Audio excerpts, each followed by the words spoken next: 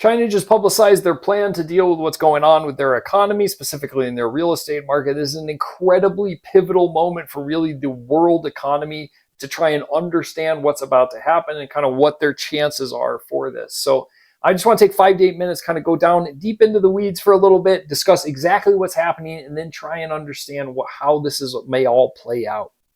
So in order to understand what's going on, we have to understand that in China, the local governments largely deal with and approve all of the development. So they have all of these public development projects that they're kind of funding, and they fund that by selling land to private developers. And over this process, these local governments have built up about $5.5 trillion of debt that they're funding that debt by selling land to developers. But as all of these real estate projects kind of fall apart, there's no buyers, they never even get finished. It turns out that not only do they have $5.5 trillion of debt on projects that aren't getting finished, but they have about $7 to $10 trillion in hidden debt, which is debt that is technically not on the government's balance sheet, but they're kind of responsible for. This happens when you have a little special project and you kind of spin off a group to deal with that, and then they develop their own debt that's technically not on the government's balance sheet, but it's effectively the responsibility of the government. So they've developed, $10 to $15 trillion in debt, which is a third to half of what the U.S. sovereign debt is at $33 trillion. This is a monumental amount. And how are they paying for that?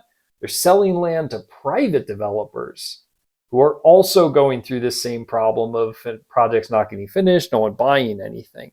And that revenue, which is 90% of their revenue, dropped 10% last year. And most economists think it's going to drop 10% again this year, which means over a 2-year period, their revenue is going to drop 20% while they're trying to service somewhere between $10 and $15 trillion in outstanding debt. This is the problem that they face.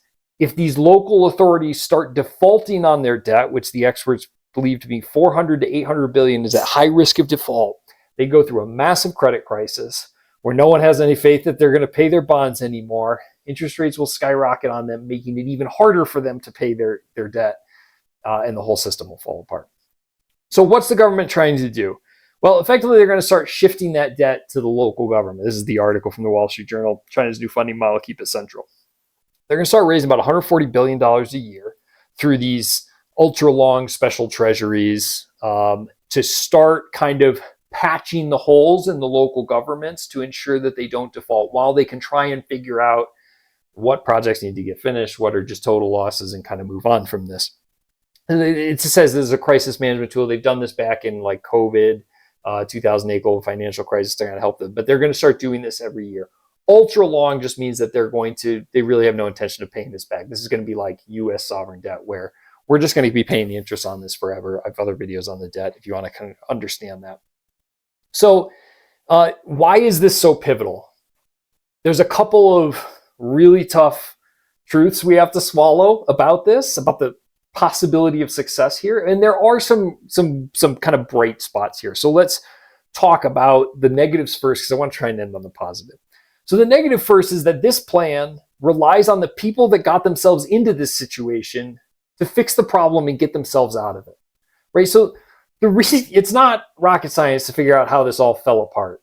If you're funding public development projects by selling land to private developers, then those two things compete. And if you end up overdeveloping, the private developers will stop buying land and your revenue will drop 20% over 2 years, conceivably, right? And maybe you overdevelop because China is known to have a corruption problem and you're taking bribes over who you're giving the public projects to and who's eligible to buy the private land, right? When GDP growth was double digits in the 2010s and the 2000s, this system probably worked great. But as soon as the brakes got applied during COVID or just a generic slowdown, all of a sudden the whole system falls apart and you can't generate any revenue if you're not building anything. And the problem is there's no point in building anything because you've already built too much, right? So, and then we rely on a command system where you just have to double down on the process you're already using of allowing local authorities to decide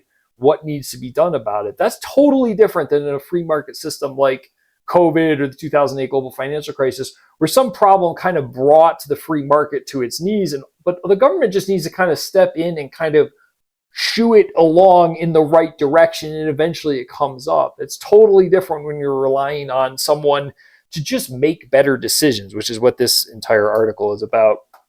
China's colossal hidden debt problem is coming to a head. This is pretty much China's just telling the local authorities, you need to stop doing what you've been doing for the last 15 years, and we're going to start raising money to try and deal with all this debt that we've accumulated. So that's the first problem. The second problem has to do with this article, why you shouldn't trust Chinese growth data. The Chinese government is well known to be deceptive around the data that they produce for the rest of the world. We can't even trust their GDP numbers. How it's really hard to invest in an economy that is, collapsing, but it's even harder to invest in an economy that's collapsing if you can't even trust the numbers that they're giving you. Because I will tell you, the GDP numbers coming out of China, these are not pretty numbers. And if you don't trust the numbers they're giving you and the numbers look bad, just how bad is it actually, with the real numbers, right? So this, I believe, is like China's last chance to build credibility with the international community. They have been relatively transparent with this plan. They're at least accepting that, what's going on. In the plan, now we're going to switch over to the positives. The plan seems to be relatively well received. 140 billion is not a crazy number. You go back to this article, right? It sounds high, but it's really not a big number. Remember, there's 400 to 800 billion of debt that is at high risk of default. So this is only a third to a fifth of that. Whether, who knows if it'll even be enough. So the plan is a decent plan. My concern is that the people doing it will not be capable of guiding their economy back onto the rails, even with this money.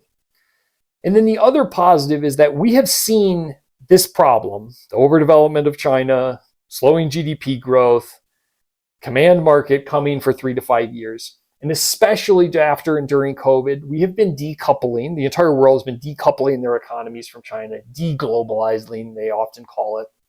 And it's rarely when an economic problem comes, is it something that we saw. Certainly not for 3 to 5 years, with every economist on the planet pointing directly at it saying, better watch out for that, right? So, 2008 global financial crisis, sure, some people saw that coming, but they were few and far between. Certainly no one saw the problems from the COVID pandemic coming.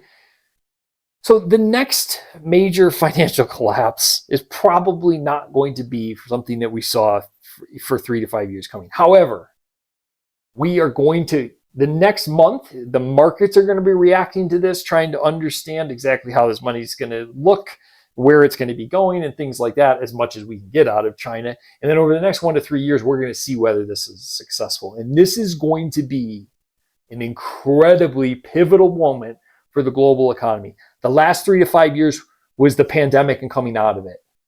The next 3 to 5 years is going to be, how does China manage their real estate crisis? If you want to understand kind of why this real estate crisis came around, it's all around demographics. That's this video. Otherwise, I hope this has been informative. I will talk to you soon. Thank you.